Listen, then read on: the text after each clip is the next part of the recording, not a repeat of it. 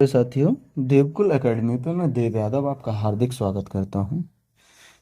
उम्मीद करता हूं आप सभी स्वस्थ मस्त और जबरदस्त होंगे और बेहतरीन तरीके से अपनी पढ़ाई कर रहे होंगे। रोजाना की तरह आज भी हम करंट अफेयर का रिवीजन करने वाले हैं। तो इसी करंट अफेयर की रिवीजन सीरीज में आज हम अगली क्लास लेके आए हैं। अगर आप चैनल पे नए हैं तो चैनल को आप सब्सक्राइब जरूर करें, बेल आइकन को दबाएं ताकि आगे आने वाले अपडेट आपको सबसे पहले मिल सके। और यहाँ इस चैनल पे बेहतरीन तरीके से आपकी करंट अफेयर का रिवीजन जो 1.5 घंटे वाली क्लास है उसका मैच 15 से 20 मिनट में रिवीजन करा दिया जाता है और बहुत अच्छे तरीके से आपको समझाया भी जाए। कोशिश रहती है कि आपको क्लास में याद करा दिया जाए ताकि आपको दोबारा से पढ़ने की ज़रूरत ना पड़े। याद कराने की पूरी कोशिश रहती है। एक बार आप सर से देख के दोबारा मेरे पास से रिवीजन कर सकते हैं, आपको याद हो जाएगा। और इसका हैंड रिटन जो पीडीएफ है वो भी आपको मैं प्रोवाइड करा देता हूँ टेलीग्राम चैनल पे। तो टेलीग्राम चैनल से जुड़ने के लिए आपको इस वीडियो के डिस्क्रिप्शन में टेलीग्राम चैनल का लिंक मिल जाएगा, आप उस पर क्लिक करके टेलीग्राम चैनल ज्वाइन कर सकते हैं। तो चलिए शुरुआत करते हैं हम आज की क्लास की। आज के गायत्री मंत्र में हमने इकोनॉमी से महत्वपूर्ण 30 प्रश्न लिए हैं जो प्रीवियस ईयर पेट में पूछे जा चुके हैं। तो चलिए शुरुआत करते हैं। पहला प्रश्न है आपका कि भारत में नियोजन आयोग की स्थापना कब हुई। तो नियोजन आयोग की स्थापना आपकी 1950 में हुई है। अगला प्रश्न आपसे पूछे कि भारत में पंचवर्षीय योजना किस मॉडल पर आधारित है। जो प्रथम पंचवर्षीय योजना है वो किस मॉडल पर आधारित थी। तो ये सोवियत संघ के मॉडल पर आधारित थी। भारत में पंचवर्षीय योजना है, ये भी आपको याद रखना है। अगले की बात करें कि भारत में हरित क्रांति किस फसल से संबंधित है। तो ये गेहूं से संबंधित है। भारत में हरित क्रांति गेहूं की फसल से संबंधित है। वहीं सूक्ष्म अर्थशास्त्र का जनक किसे कहा जाता है। तो एडम स्मिथ को सूक्ष्म अर्थशास्त्र का जनक कहते हैं। भारतीय रिजर्व बैंक की स्थापना कब हुई। तो ये आपकी 1 अप्रैल 1935 को भारतीय रिजर्व बैंक की स्थापना हुई है। यहां तक क्लियर है आपका। अगले प्रश्न पे चलें। अगला है आपका कि सकल घरेलू उत्पाद यानी जीडीपी की गणना कितनी अवधि में की जाती है। तो ये तिमाही एवं वार्षिक जीडीपी की गणना की जाती है, तिमाही और वार्षिक। आपसे पूछे कि गरीबी रेखा की अवधारणा सबसे पहले किसने दी। तो दादा भाई नौरोजी ने सबसे पहले गरीबी रेखा की अवधारणा दी है। अगला प्रश्न है कि भारत में कृषि आयकर लगाने का अधिकार किसके पास है। तो ये राज्य सरकारों के पास है भारत में कृषि आयकर लगाने का अधिकार। क्लियर है। आगे आपसे पूछे कि सेवा क्षेत्र को और किस नाम से जाना जाता है। तो सेवा क्षेत्र को तृतीयक क्षेत्र के नाम से जाना जाता है। यानी जो तृतीयक क्षेत्र है उसे ही सर्विस सेक्टर के नाम से जाना जाता है। यहां तक आपका क्लियर हुआ। अगले प्रश्न की बात करें तो बेरोजगारी मापन की यूजुअल स्टेटस पद्धति कौन करता है। तो ये राष्ट्रीय नमूना सर्वेक्षण संगठन इसकी यूजुअल स्टेटस पद्धति करता है बेरोजगारी मापन की। क्लियर है। अगली स्लाइड पे चलें। अगले प्रश्न है आपके लिए कि भारतीय योजना प्रणाली की शुरुआत किस वर्ष हुई। तो ये भारतीय योजना प्रणाली की शुरुआत आपकी 1951 में हुई है। वहीं भारत में जनसंख्या गणना कितने कितने वर्ष में होती है, यानी भारत में जो जनगणना होती है वो कितने वर्ष के अंतराल पे होती है। तो 10 वर्षों के अंतराल पे भारत में जनगणना होती है। अगले की बात करें मानव विकास सूचकांक किसने विकसित किया है। तो ये आपका महबूब उल हक ने मानव विकास सूचकांक विकसित किया है। अगला प्रश्न है कि कर बढ़ाओ खर्च घटाओ नीति किससे संबंधित है। तो ये राजकोषीय नीति से संबंधित है, कर बढ़ाओ खर्च घटाओ नीति। अगली स्लाइड पे चलें। अगला है आपका भारतीय रुपया किस वर्ष डिमोनेटाइजेशन के कारण 1000 व 500 के नोट बंद हुए थे? तो ये 2016 में 8 नवंबर 8 नवंबर जो 8 नवंबर 2016 को जो नोटबंदी हुई थी उसमें 500 और 1000 के नोट बंद कर दिए गए थे। भारत में प्रत्यक्ष कर किस पर लगाया जाता है? तो ये आय और संपत्ति पर भारत में प्रत्यक्ष कर लगाया जाता है, ये आपको याद रखना है। भारत में गरीबी उन्मूलन पुस्तक किसने लिखी? जो भारत में गरीबी का उन्मूलन एक पुस्तक है, इसे किसने लिखा है? तो VKRV राव ने भारत में गरीबी का उन्मूलन नामक पुस्तक को लिखा है। अगला प्रश्न आपसे पूछे, राष्ट्रीय आय की गणना भारत में कौन करता है? केंद्रीय सांख्यिकी संगठन भारत में राष्ट्रीय आय की गणना करता है। कौन करता है? केंद्रीय सांख्यिकी संगठन।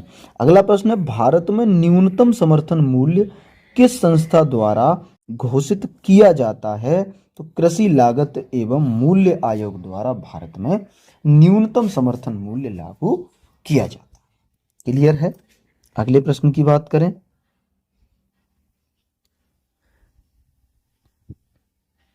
अर्थशास्त्र का पिता किसे कहा जाता है? तो एडम स्मिथ को अर्थशास्त्र का पिता कहा जाता है।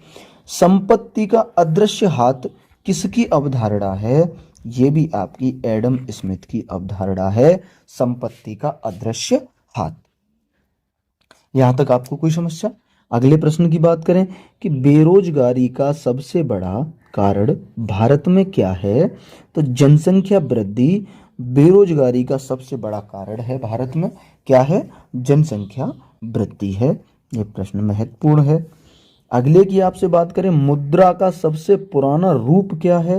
तो वस्तु विनिमय प्रणाली मुद्रा का सबसे पुराना रूप है। वहीं जीडीपी का पूरा नाम आपसे पूछ ले तो ग्रोस डोमेस्टिक प्रोडक्ट, ये जीडीपी का पूरा नाम है। प्रश्न ये भी आपके लिए महत्वपूर्ण है कि जीडीपी का पूरा नाम क्या है? तो ग्रोस डोमेस्टिक प्रोडक्ट जीडीपी का आपका पूरा नाम है।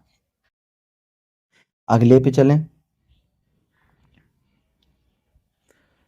भारतीय स्टेट बैंक की स्थापना किस वर्ष हुई? तो ये 1955 में भारतीय स्टेट बैंक की स्थापना हुई थी। आगे आपसे पूछे, भारत का सबसे बड़ा सार्वजनिक क्षेत्र का बैंक कौन सा है? तो भारतीय स्टेट बैंक है, एसबीआई बैंक है भारत का सबसे बड़ा सार्वजनिक क्षेत्र का बैंक। फिर आपसे पूछे कि नीति आयोग का गठन किस वर्ष हुआ? तो ये 2015 में नीति आयोग का गठन हुआ था। और आपको बता दें, इसने योजना आयोग की जगह ली थी। योजना आयोग जो है, योजना आयोग को बंद करके नीति आयोग को शुरू किया गया। ये भी आपको याद रखना है। बात करें भारत में सेवा क्षेत्र का जीडीपी में योगदान कितना है? तो ये लगभग 50% से अधिक सेवा क्षेत्र का जीडीपी में योगदान है। सर्वाधिक योगदान जीडीपी में सेवा क्षेत्र का है। अगर किसी देश में प्राथमिक क्षेत्र या ये पूछ ले कृषि क्षेत्र का योगदान सबसे कम हो, कृषि का योगदान सबसे कम हो, तो वो देश विकासशील देश की श्रेणी में आता है। ठीक है, विकासशील देश की श्रेणी में आता है अगर कृषि का योगदान या प्राथमिक क्षेत्र का योगदान सबसे कम है तो। अगला आपसे पूछे, गरीबी हटाओ का नारा किस प्रधानमंत्री ने दिया? तो ये इंदिरा गांधी जी ने गरीबी हटाओ का नारा दिया था। क्लियर है? अगले पे चलें। ये हमारा यहाँ तक हो गया आज का लर्निंग टॉप। ये प्रश्न आपको कैसे लगे? जो प्रीवियस ईयर प्रश्न हैं, ये जो पैट में अब तक पैट में पीछे पूछे जा चुके हैं। तो ऐसे ही करके हर सब्जेक्ट के थोड़े थोड़े पैट तक ऐसे क्वेश्चन लाए जाएं। जैसे आज हमने अर्थशास्त्र के लिए, कल मान लो हम इकोनॉमी से ले लें, इकोनॉमी अर्थशास्त्र होता है। कल हम पॉलिटी से ले लें, फिर अगले दिन हम हिस्ट्री ले लें। ठीक है, हिस्ट्री में 2 पार्ट में हिस्ट्री ले लें 2 दिन में। जैसे एक दिन में हम अपना जो हमारा भारतीय राष्ट्रीय आंदोलन वाला एक दिन ले लें, और जो क्या बोलते हैं उसे यार, मध्यकालीन भारत होता है, हाँ प्राचीन भारत, जो प्राचीन भारत है उसकी हिस्ट्री हम एक दिन में करें। ऐसे करके ये प्रीवियस ईयर क्वेश्चन आपके कवर हो जाएंगे। तो मैं ये सोच रहा हूँ, आप अगर चाहें तो आप कमेंट करके बताना कैसा रहेगा। स्टार्टिंग की 10 मिनट में ये, और अगली 10 से 12 मिनट में आपकी करंट की क्लास हो जाएगी। तो चलिए शुरुआत करते हैं हम आज की क्लास की। आज हम 19 अगस्त का रिवीजन करेंगे कि दुनिया के पहले विश्व ह्यूमनॉइड रोबोट गेम्स का आयोजन कहाँ हुआ है। इसका आयोजन आपका बीजिंग में हुआ है। दुनिया के पहले विश्व ह्यूमनॉइड रोबोट गेम्स का आयोजन बीजिंग चीन में हुआ है, और ये पहली बार हुआ है, इसलिए ये प्रश्न आपके लिए महत्वपूर्ण है, इसको याद रखना। इसमें कुल देश कितने शामिल हुए हैं, तो आप याद रखेंगे कुल 16 देशों ने इसमें भाग लिया है। बात करें चीन की कैपिटल की, तो वो आपकी बीजिंग चीन की कैपिटल है, और चीन की जो मुद्रा है आपकी वो युवान या रेमेनबी चीन की मुद्रा है। क्लियर है। आगे बात करें चीन का शोक, तो चीन का शोक, हवांगो नदी को चीन का शोक कहा जाता है। वहीं एशिया की सबसे लंबी नदी कौन सी है, तो यांगटीसी नदी एशिया की सबसे लंबी नदी है जो चीन में है, और चीन का शोक आपकी हवांगो नदी है। अगला प्रश्न है 72वीं मिस वर्ल्ड का खिताब किसने जीता है, तो ये ओपल सुचाता ने 72वीं मिस वर्ल्ड का खिताब जीता है। अगले प्रश्न की बात करें कि वर्ष 2036 तक बेनेरा डी शुक्र मिशन लॉन्च करने की घोषणा किसने की है, तो ये रूस इसे लॉन्च करेगा, और इसका जो उद्देश्य है वो शुक्र ग्रह पर पुनः पहुंचने के लिए, ये इसका उद्देश्य है कि शुक्र ग्रह पर पुनः पहुंचना है। इस उद्देश्य के साथ 2036 तक वेनेरा डी शुक्र मिशन रूस लॉन्च करेगा। आपसे बात करें पृथ्वी की जुड़वा बहन, तो पृथ्वी की जुड़वा बहन शुक्र को कहते हैं, और सबसे गर्म ग्रह की अगर बात करें तो वो भी आपका शुक्र ही है। अगले की बात करें आईसीसी महिला क्रिकेट विश्व कप 2025 का मेजबान कौन है, तो भारत आईसीसी महिला क्रिकेट विश्व कप 2025 का मेजबान है। भारत में जो महिलाओं का T20 वर्ल्ड कप है वो भारत में इसका आयोजन किया जाएगा। बात करें भारत में वर्तमान में राष्ट्रीय रामसर स्थल कितने हैं, तो 91 हैं, और नवीनतम आपको बताने हैं। नवीनतम एक तो खीचन है, खीचन कहाँ का है, और मेनार कहाँ का है, ये दो नवीनतम शामिल हुए हैं। ये आप कमेंट करके बताना कि ये दोनों कहाँ के हैं। अगले प्रश्न की आपसे बात करें कि पूर्ण कार्यात्मक साक्षरता हासिल करने वाला पहला राज्य, ये आपका मिजोरम बना है जिसने पूर्ण कार्यात्मक साक्षरता हासिल की है और पहला राज्य बन गया है। अगले प्रश्न की बात करें किस अंतरराष्ट्रीय हवाई अड्डे ने दुनिया का पहला एआई संचालित इमिग्रेशन कॉरिडोर को लॉन्च किया है, तो ये दुबई का एयरपोर्ट है जिसने ये लॉन्च किया है। इसका नाम है दुबई इंटरनेशनल एयरपोर्ट। ये एक बार में 10 यात्री को स्कैन करके भेज सकता है, तो इससे क्या है कि कम समय में आपका टाइम बर्बाद नहीं होगा, और आप जल्दी से वहाँ पे लोग यात्रियों की सुविधा के लिए किया गया है कि एक बार में 10 यात्री अंदर प्रवेश कर जाएंगे। बात करें आपसे फ्रेंच ओपन 2025 की, तो इसमें आपको याद रखना है कि मेल में इसे कार्लोस अलकराज ने जीता है, और ये कार्लोस अलकराज आपके स्पेन के निवासी, ठीक है। और फीमेल में इसे कोको गॉफ ने जीता है। कोको गॉफ कहाँ की हैं, ये आप कमेंट करके बताना कि ये कहाँ की हैं, किस देश की, ठीक है। अगला आपसे पूछे 16वें वित्त आयोग के अध्यक्ष कौन हैं, अरविंद पनगड़िया जी 16वें वित्त आयोग के अध्यक्ष हैं। वहीं भारत का पहला वंदे भारत रेल रखरखाव डिपो कहाँ प्रारंभ होगा, तो ये आपका जोधपुर राजस्थान में प्रारंभ होगा, भारत का पहला वंदे भारत रेल रखरखाव डिपो। अगले प्रश्न की आपसे बात करें भारतीय दल ने किस देश के सहयोग से डीप ओशन मिशन के तहत उत्तरी अटलांटिक में रिकॉर्ड 5002 मीटर का मानव गोता लगाया है, तो ये आपका फ्रांस के सहयोग से लगाया है। 100% ये आपके लिए महत्वपूर्ण प्रश्न है, फ्रांस के सहयोग से इसे लगाया। अगले की बात करें G7 शिखर सम्मेलन 2025, इसका आयोजन आपका कनाडा में हुआ है। तो आपको याद रखना है कि G7 शिखर सम्मेलन का आयोजन कनाडा में हुआ है। वहीं टाइगर क्लॉ अभ्यास की अगर आपसे बात करें तो इंडिया और यूएसए के बीच में टाइगर क्लॉ अभ्यास का आयोजन किया जाता है। विश्व टेस्ट चैंपियंस 2025 का विजेता कौन है? तो साउथ अफ्रीका ने टेस्ट विश्व कप को जीता है। विश्व टेस्ट चैंपियनशिप को साउथ अफ्रीका ने ऑस्ट्रेलिया को हरा के ये सीरीज जीती है। सूर्य किरण अभ्यास की आपसे बात करें तो इंडिया और नेपाल के बीच में आयोजित होता है आपका सूर्य किरण अभ्यास। अगले प्रश्न पे चलें कि हाल ही में वैश्विक प्लास्टिक संधि वार्ता INC 5.2 कहाँ हुई है? तो ये आपकी जेनेवा में हुई है। वैश्विक प्लास्टिक संधि वार्ता INC 5.2 कहाँ हुई है? तो ये आपकी जेनेवा में हुई है। बात करें विश्व पर्यावरण दिवस की तो ये आपका 5 जून 2025 को विश्व पर्यावरण दिवस मनाया जाता है और इसकी थीम आपकी है बीट द प्लास्टिक पॉल्यूशन। इसकी थीम आपसे पूछ ले तो आप याद रखेंगे बीट द प्लास्टिक पॉल्यूशन विश्व पर्यावरण दिवस 2025 की थीम है। PM मोदी किस देश की यात्रा करने वाले पहले भारतीय PM बने हैं? तो ये आपकी क्रोएशिया की यात्रा करने वाले पहले भारतीय PM बने हैं। अगला आपसे पूछे कि विश्व का सबसे बड़ा पर्यावरण पुरस्कार फूड प्लेनेट कौन? ये विश्व का सबसे बड़ा जो पर्यावरण पुरस्कार फूड प्लेनेट है ये कहाँ, क्या इसका नाम क्या है? तो इसका नाइट्रोकैप्ट नहीं सॉरी ये दिया किसे गया है? नाइट्रोकैप्ट को दिया गया है। ये स्वीडन के निवासी हैं। इन्हें विश्व का सबसे बड़ा पर्यावरण पुरस्कार फूड प्लेनेट दिया गया है।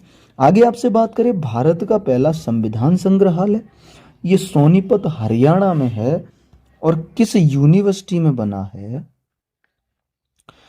किस यूनिवर्सिटी में बना है ये आप मुझे कमेंट करके बताना कि भारत का पहला संविधान संग्रहालय किस यूनिवर्सिटी में है। ये सोनीपत हरियाणा में तो है लेकिन किस यूनिवर्सिटी में ये आप बताएंगे।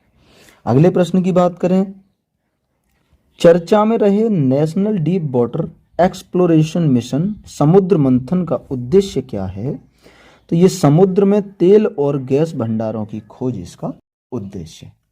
आपसे बात करें इंटरनेशनल बिग कैट अलायंस का पहला अध्यक्ष किसे नियुक्त किया गया है? तो ये डॉक्टर भूपेंद्र यादव को इसका पहला अध्यक्ष नियुक्त किया गया है। USA ने ईरानी परमाणु स्थलों पर किस ऑपरेशन के तहत हवाई हमले किए हैं? ऑपरेशन मिडनाइट हैमर के तहत हवाई हमले किए गए हैं और USA ने ईरान के परमाणु स्थलों पर ये हमले किए हैं। SDG में भारत की रैंक आपसे पूछे तो 91 है। इम्पोर्टेंट प्रश्न है, इम्पोर्टेंट इसलिए कि भारत पहली बार टॉप 100 में शामिल हुआ है। बात करें भ्रष्टाचार में भारत की रैंक तो 96वीं रैंक है भारत की भ्रष्टाचार में। क्लियर है यहाँ तक? अगले प्रश्न पे चलें। किस राज्य के राज्यपाल CP राधाकृष्णन उपराष्ट्रपति चुनाव के लिए NDA के उम्मीदवार चुने गए हैं? तो ये महाराष्ट्र के हैं। महाराष्ट्र राज्य के राज्यपाल हैं जो उपराष्ट्रपति के चुनाव के लिए चुने गए हैं। भारत का एक उपराष्ट्रपति होगा ये अनुच्छेद 63 में कहा गया है। तो ये भी आपको याद रखना है।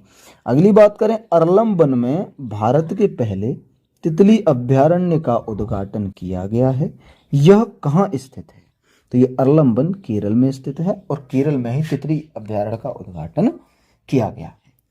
आपसे पूछे पुस्तक द वन का संबंध किससे है? तो ये शिखर धवन से संबंधित है पुस्तक the one. Delhi Mumbai expressway पर कहाँ भारत के सबसे लंबे एनिमल ओवरपास कॉरिडोर का अनावरण किया गया है? तो ये आपका रणथंभौर टाइगर रिजर्व में ये अनावरण किया गया है जब भारत का सबसे लंबा एनिमल ओवरपास बनाया गया है। किस पे बनाया गया? तो दिल्ली मुंबई एक्सप्रेसवे पर बनाया। अगले प्रश्न की बात करें फॉक्सकॉन की चीन के बाहर दूसरी सबसे बड़ी इकाई कहाँ है जहां हाल ही में iPhone 17 का उत्पादन शुरू हुआ है? तो ये आपकी बेंगलुरु में खुली है। फॉक्सकॉन की चीन के बाद दूसरी सबसे बड़ी इकाई, यानी सबसे बड़ी फैक्ट्री चीन में है इसकी, और दूसरी इसकी बेंगलुरु में है, और यहाँ आईफोन 17 का उत्पादन शुरू हुआ है। अगला पूछे कि चर्चा में रहे विकेट अलायंस का प्रथम हेड कौन बना? डॉक्टर भूपेंद्र यादव को प्रथम हेड बनाया गया। वहीं आपसे पूछे विश्व की सबसे तेज 400 किलोमीटर प्रति घंटा वाली हाई स्पीड ट्रेन का प्रोटोटाइप CR 450 किस देश ने लॉन्च किया है? तो ये आपका चीन ने लॉन्च किया है। फिर आपसे पूछे समुद्र पर भारत के पहले कांच के पुल वोस्ट्रिंग आर्क ब्रिज का उद्घाटन कहाँ हुआ है? इसका उद्घाटन आपका तमिलनाडु में हुआ है, और ये भारत समुद्र पर भारत के पहले कांच के पुल वोस्ट्रिक आर्क ब्रिज का उद्घाटन हुआ है, और यह समुद्र पर बना भारत का पहला कांच का पुल है। क्लियर है यहां तक? अगले प्रश्न की बात करें। IBM ने अपना क्वांटम कंप्यूटिंग को समर्पित IBM India client experience centre कहाँ प्रारंभ किया है? तो ये मुंबई में प्रारंभ किया है। कहाँ पे? मुंबई में। बात करें इसका शुभारंभ किसने किया? देवेंद्र फडणवीस, जो महाराष्ट्र के CM हैं, उन्होंने इसका शुभारंभ किया है। बात करें भारत ने चीन सीमा पर कहाँ छत्रपति शिवाजी की प्रतिमा का अनावरण किया है? तो ये लद्दाख में अनावरण किया। लद्दाख में जो हमारी भारत चीन सीमा है उस पर छत्रपति शिवाजी की प्रतिमा का अनावरण किया गया है।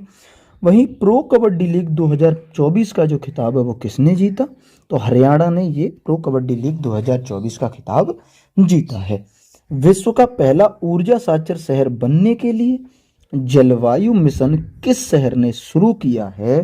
तो ये मिशन आपका इंदौर ने शुरू किया है, जो विश्व का पहला ऊर्जा साक्षर शहर बनने के लिए जलवायु मिशन इंदौर ने शुरू किया। क्लियर है? अगले प्रश्न की बात करें।